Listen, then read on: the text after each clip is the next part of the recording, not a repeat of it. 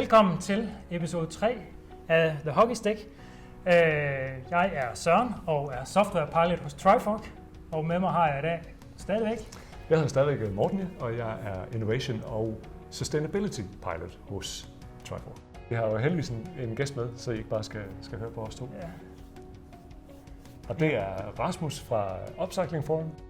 Vi skal have 70% reduktion af vores klimagasudledninger inden år 2030, målt i forhold til 1990. For at nå det, så skal vi ligesom lave sådan en hockeystick-kurve-effekt på vores reduktion.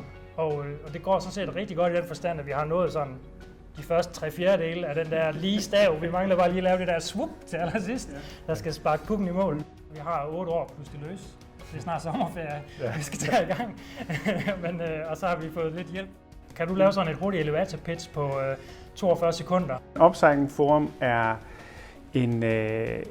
et digital platform for genbrugsmaterialer og nedbrydningsmaterialer fra byggeri og fra industri og fra servicevirksomheder. Og vi forsøger at lave et samlet overblik over alt, hvad der i virkeligheden i dag ryger i affaldscontainerne, sådan at dem, der arbejder med produktudvikling, og det er arkitekter og ingeniører og designer, de kan finde de her materialer og begynde at indtænke dem i nye løsninger, så vi på den måde begynder at anskue affald som en ressource, så vi kan reducere affaldsmængder, og vi kan reducere CO2, og vi kan blive cirkulære i den måde, vi håndterer vores materialer.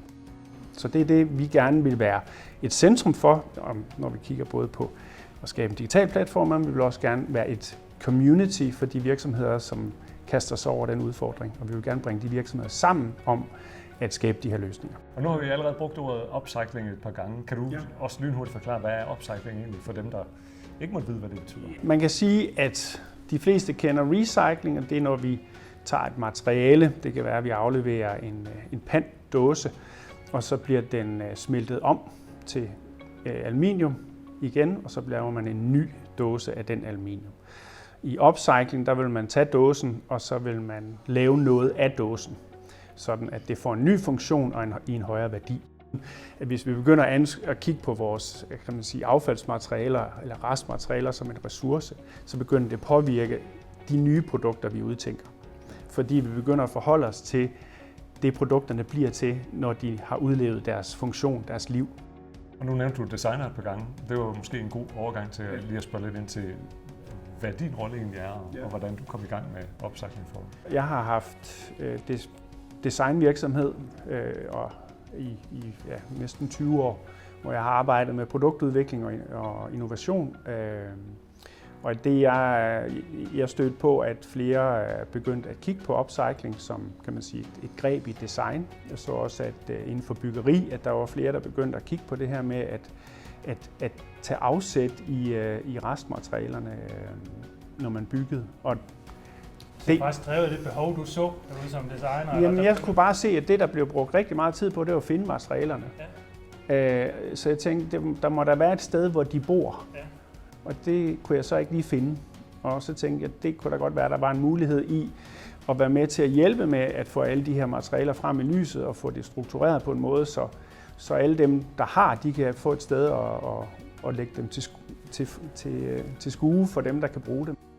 Altså, vi skal høre lidt mere omkring det her med teknologien og noget lige om lidt, men vi må heller ikke komme over til vores fine barometer her først. Ja, hockeystick. Vores hockeystick og meter, fordi jeg håber, det vil glæde dig, Rasmus, at det er lavet fuldstændig af upcyclede materialer. Det er skide godt. Det her skulle være brændt, og det her er en gammel bagbeklædning. Ja. Så det er egentlig bare en skala fra 0 til 100. Ja. Og du får bare lige et par spørgsmål, så må du gerne stille hockeystaven, hvor du synes, du er. Det første er bare sådan, hvordan har du det lige nu?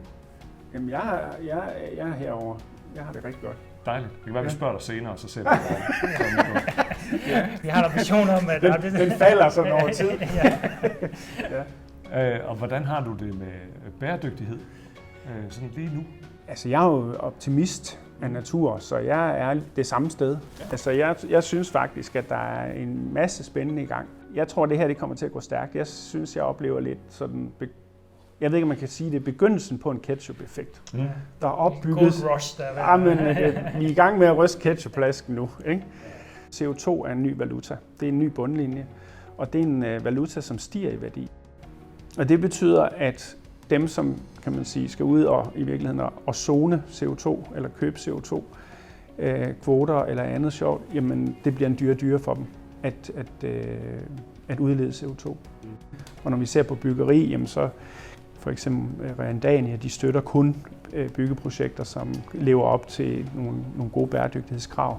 Og når vi kigger på, hvad nogle af de store pensionskasser, de er også ude at sige, at vi vil kun investere i ejendomme, som har en DGNB guld og derover. Upcycling-løsninger, de bidrager med 25% til 25% af pointgivningen på en DGNB. Jamen, så har vi simpelthen en mand med fingrene dybt ned i bæredygtighed, der ligger på...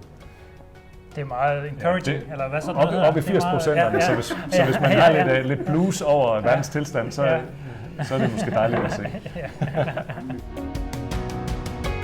Det her det skaber muligheder for mange mindre virksomheder. Hvis man er en lille tegnestue, arkitekt-tegnestue med 2 mand, og man er en tegnestue med 500 mand, det er ikke sikkert, at de faktisk ved ret meget mere dem med 500 mand, end dem med 2. Så kriser kan være den store udligner? Ja, men det tror jeg virkelig på. Men der kommer bare nogen, der begynder at kigge på kan man sige, nogle affaldsfraktioner, som man ikke har kigget på før. Kan du komme med nogle eksempler på, hvad jamen, vi har en virksomhed inde, som har opfundet en slags MDF-plade, der laves af brugt pap. Så vi leder efter pap. Brugte papkasser, så vi kender nogen, der har det. Hjemme i garagen, hvis du henter det, så... Vi skal bruge rigtig meget. Og det er jo heller ikke sådan, at vi skal opfinde det helt forfra. Altså, hvis vi går 150 år tilbage, så er det sådan, man gjorde, ikke? Så genbrugte man alt. Jeg snakkede med nogen, som fortalte, at der var en tysk virksomhed, der giver 100 års garanti på et betonelement. Altså, jeg ved ikke, om de eksisterer om 100 år, vel, men altså...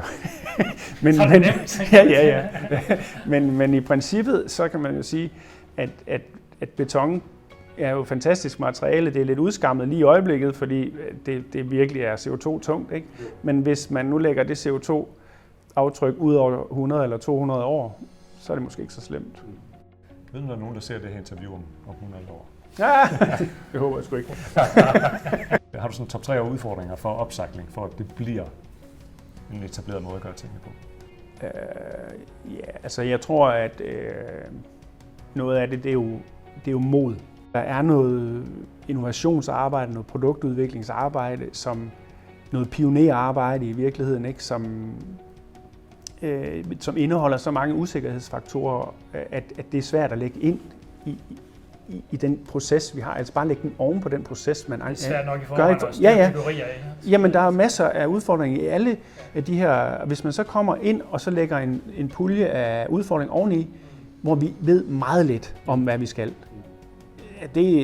Så får de sved på panden, og dem med lommeregnerne bliver bange, og det kan jeg jo udmærket godt forstå. Og vores byggelovgivning skal jo også ændres, fordi den er jo kan man sige, skabt på baggrund af den måde, man gør tingene på nu. Og det er der jo masser, der arbejder på. Dygtige mennesker i byggebranchen, der er i gang med at kigge på de der ting. Ikke? Men det er en super tanker. Vi har et samarbejde med Trifork og mellem Upcycle Forum og Trifork. Så måske lige starte der og sætte et par ord på, hvorfor I gik ind i det, og hvad I håber at få ud af det. Vi vil jo gerne lave den bedst mulige digitale platform for de her upcycling-materialer. Og derfor havde vi brug for en stærk partner, en stærk udviklingspartner, som kan bygge den platform for os. Fordi vi ser, at det bliver meget datadrevet det her.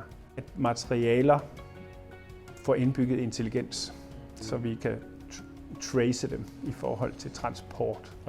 Den der intelligens i forhold til for eksempel et betonelement, at man kunne sige, hvor er det henne, hvor længe har det siddet der, har det været nordvendt, hvad er det for en klimapåvirkning, det har været udsat for.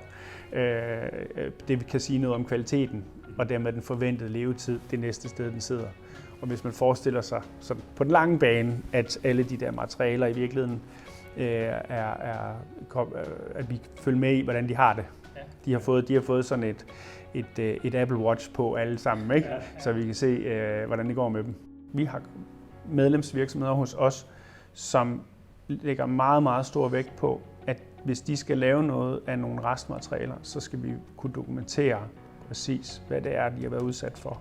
Det der med at kunne fortælle den historie, at det hænger sammen. Du sidder på en stol lavet af det træ, der stod derude, som vi plantede for 20 år siden. Ja. Og hvordan får man det, vi har talt om nogle gange, hvordan får man det vendt til noget, så det faktisk inspirerer, altså gør produktet mere værd, at det har den her historie.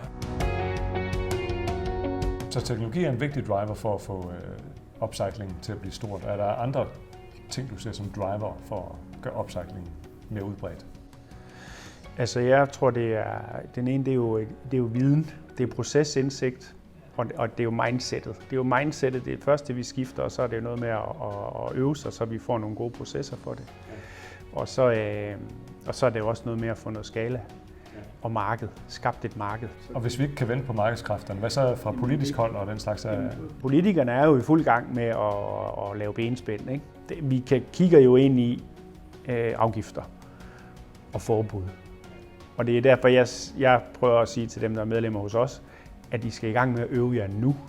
Fordi om kort tid, så skal I gøre det her. Og lige nu er det billigere at øve sig, end det vil være om 5 år. Så bliver det rigtig dyrt. Begynd at kigge på dine restmaterialer. Begynd at indtænke nogle af dem. Det er ikke sådan, at du skal lave et produkt eller en løsning, der er 100% hver gang. Det kan være, det er 5% til at starte med. Men så kommer du i gang, så reducerer du noget CO2. Du reducerer noget affald, men ikke mindst, du kommer til at lære noget. Men vi tror, at det første skridt, det er sådan set, kig ned i affaldscontaineren, se hvad du har. Begynd at tænke på, hvordan du kan anvende det i dine egne projekter, eller kig på, hvad nogle andre har, og tænk det ind i dine projekter. Fordi vi har næsten 200 medlemmer, så kigger vi jo på rigtig mange. Så begynder vi jo at prøve at sige, dem derovre måske de rigtige for jer at snakke med. Og så begynder vi også sådan at forbinde viden med hinanden, og forbinde virksomheder med hinanden, sådan at vi kan få det der loop til at gå i gang. Hvad er sådan fremtidsvisionerne for Upcycling Forum? Jamen, vi vil gerne lave den bedst mulige platform for alle de her materialer, så vil vi gerne ud over landets grænser. Og så har jeg systemet en knap, man trykker på, og så regner lige bygningen ud og dimensionerer de materialer, der ligger. Ja, der er vi ikke helt endnu. Nej, okay. Men vi vil gerne have sådan en, hvis I kan lave den. Ja. Så hvis man sidder som bygningskonstruktør, arkitekt, designer, whatever, så udover selvfølgelig at gå ind på Upcycling Forum, hvad er så det første skridt, man tager? Ring til os. Ja. Eller skriv en mail. Ja. Tag fat i os. Vi vil meget gerne hjælpe. Og vi kan hjælpe med at kigge på, hvad det er for nogle materialer, der indeholder de største upcycling-potentialer lige nu. Og vi kan hjælpe med at omsætte dem til nogle løsninger. Og vi skal selvfølgelig nok lægge link til Upcycling Forum ned i beskrivelsen. Hvor finder man jer udover på Upcycling Forum? Jamen vi har jo også Facebook og LinkedIn og Insta. Ja, men vi skal jo alligevel have taget status. Ja. Jeg sætter den lige neutralt. Hvordan har du det lige nu, Rasmus? Jamen, jeg synes, jeg har det lige så godt, som da jeg kom. Så jeg vil godt sætte den der. Altid? Ja. Det kan altid blive lidt bedre, er det ikke sådan, man siger? Jo. Ja. Det er lidt bedre. Lidt bedre. Godt, det var det, du var. Jeg kan godt lide at snakke om upcycling. Ja, men det gjorde det værre om igen.